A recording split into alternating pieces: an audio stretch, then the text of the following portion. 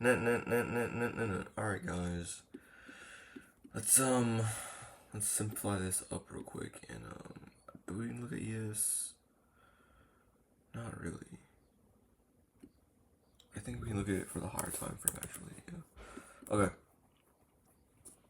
But for now, we'll scoot this guy over here and focus on. Bro, my hand's like messed up. I was squatting yesterday, dog, and like, I guess like I started letting the ball roll off like the back of my neck, and like I was bending. I was like, my back was too straight, I guess.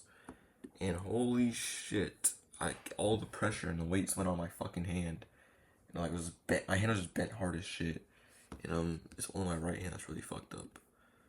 Don't know why, but like I'm literally typing right now and it fucking hurts. I'm about to go to the gym anyways though, because it's kind of addicting. You know what I'm saying? Shit kind of addicting. Let's do a little boom, 30, boom. Okay. Well, let's go into the let's go into the bias real quick or whatever. Starting off with the 4 hour time frame. Alright, so the 4 hour honestly I did not like at all. I was kind of more bearish on the 4 hour than not, but at the same time, we were kind of delivering out of this like area over here. So it's like I don't know. The 4 hour we barely swept yesterday. Um, and like it looked bearish at the time, but at the same time we're respecting this gap. Kind of like it hasn't closed yet till 10 a.m. So I can't really fully know if we are inversing that direction or whatever, right? So that's one thing. Second thing, for the 1 hour, um, nothing super significant. There was this low down here. We had this hourly unmitigated right here. I kind of just combined the two, to be honest. I just combined them as one. Like that's how I kind of seen it. So if one of them gets tapped, the other one, which I mean I don't know. You don't. Audi slash Nick over here or whatever was saying. I guess he didn't do that, but I like doing that, and I think it worked out pretty well. But yeah, not much here. There were equal lows, of course, but I'm gonna go in the 15 minute because you can see better. So yeah, this is the deepest analysis you can go here. So we had equal highs and equal lows, both equals to both directions. So I was kind of like ideally I wanted to see one direction get taken out first, and then the other one, or vice versa. So if these get taken out, I go this way. If I get these get taken out, I go this way, right? Because I don't like shorting or longing against one or the other. So yeah, um, that was the thing. We had a bunch of low resistance that was just stacked upon stacked. So I really did want these equal highs more than not. And even these look super sexy, bro. Like there was like a 5 minute fair value gap under these equal lows area as well. Um, yeah, and even this area in general was super clean. Again, I combined the two 1 hours into one. But there's a 15 minute down here, so. But yeah, let's go on 5 minute real quick.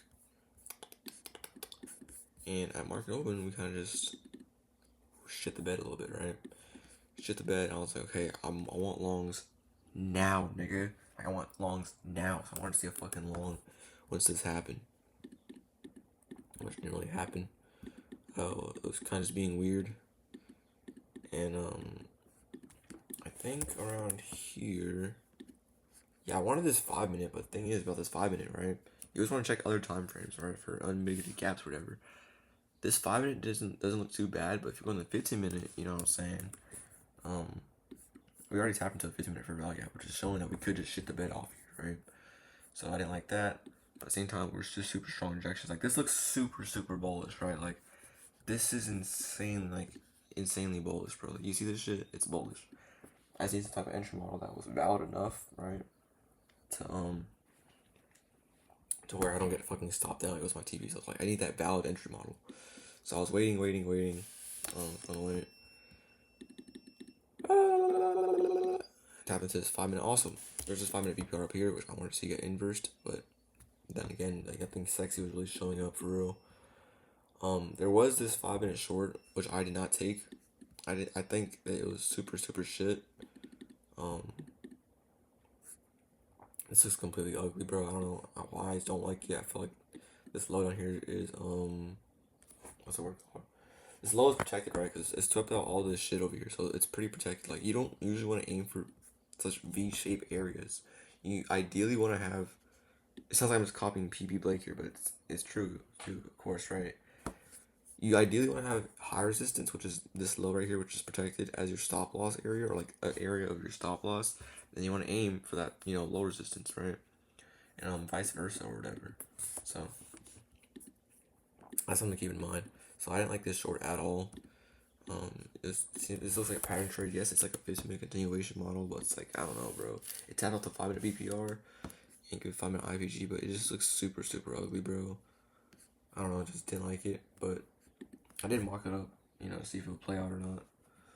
And plus, like we're putting low resistance, and you're longing against equal highs. I mean, excuse me, you're shorting against equal highs if you took this trade or whatever, right? So that's why I didn't like it. And like this is significantly better than this. This strong liquidity is so pure. I don't know how to say. Extremely stronger than this strong. Liquidity down here. Alright, this thing just took something out, which makes it protected. This is like still open. It's like a girl spreading her fucking legs out, nigga. She's like, let me fucking shut the fuck up. I sound like I'm like. Yeah. Anyways, so boom, boom. I didn't like that trade at all. It did take a loss. If anyone took it or whatever, boom, boom, that would be a loss right there. And then this is what I took. This 5-minute IFG right here. This 5-minute BPR area getting inversed. I was extremely fucking confident in this trade getting hit to at least equal highs. I have my stops around here, so I would have got for a 1.5. I took this on an eval, or both my evals that I have, and honestly, super super amazing play. I fucking love it. If y'all didn't know, BPR areas are one of the strongest like areas ever. Just like to have in hindsight in general, or whatever, is like BPR. Right? So this getting inverse was just, like such a strong confirmation, right? And I wasn't gonna take it if it like was super wicky, but like look at this strong close. Like look at the 5. Look at that big ass wick from here. And you look at that fucking close right here. There's barely a close. I mean, it's barely like a wick on top, right? So it's just, I mean, the volume, the momentum in it was amazingly perfect.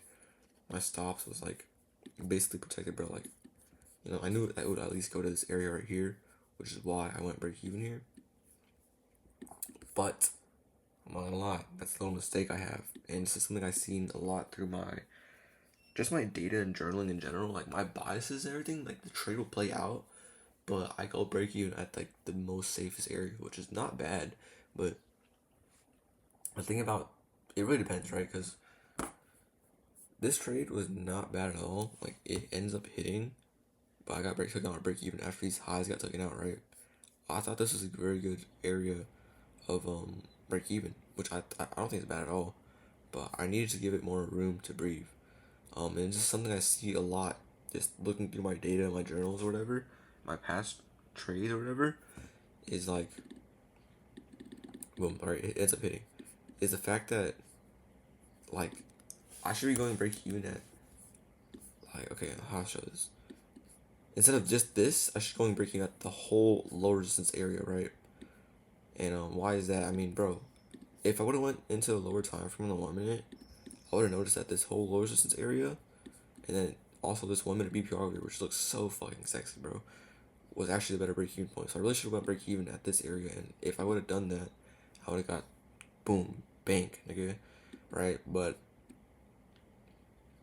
of course, I went break even at this area instead, not including this area, which is my fault because I didn't go on to the lower time frame, the 1 minute, to see what was the best break even point. That's something I noticed a lot in my trades. And yes, break even saved me a lot, but it's also like taking some money away from me in a way because I'm not taking those, trades like these or whatever.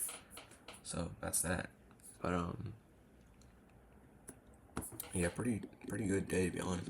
I didn't think it was bad at all. That 5 minute short I think was terrible. It's like some pattern trade to be honest. But this long was just overall amazing. We had stack low resistance, right? And but yeah, just to learn from me or whatever is how I say it, for break even areas, for low resistance areas, like if it's like a low, let me try to find an example. If it was like, let's say this trade did start playing out, right? Like this fucking short some shit. I'll go like break even at the most recent low because like there's not really low resistance here to go break even at. But if you have a trade like this, right, where the break even point is like a low resistance area, don't just pick that like that the closest low. I mean, excuse me, I'm fucking retarded. Don't just pick the closest high in that low resistance like pool. You want to usually have that whole pool of low resistance. Okay, now of course if it's like a big ass fucking pool of low resistance, bro, then that's different. But this is a very like short area of low resistance, right?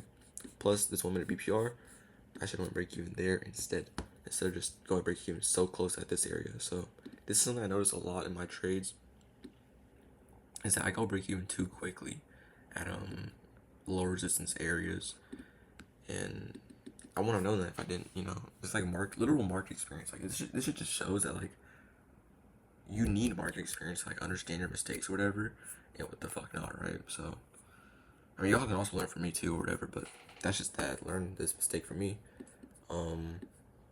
It's happened multiple times in the past as well, where my bias is like completely right. I'm like, this is such a good trade, so I'm confident in this, but then I get a break even instead of actually full TPing because my break even point was just not the best. But yeah, this was a super very good trade. This is exactly what I wanted from the start, basically. But yeah, and bro, this is an add-on stuff might be yapping here, but what's the word called? Options. I might have to start looking at options when I say that because, bro, options like it doesn't matter like where your entry is. Like if you know an area is gonna get hit or like the bias for that is like super super strong, you can just take an options play, bro. That's what Dodgy does.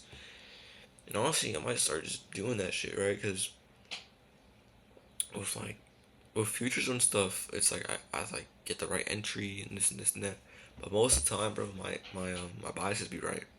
So I might have to start looking at options, but it looks so confusing, bro. Like holy shit.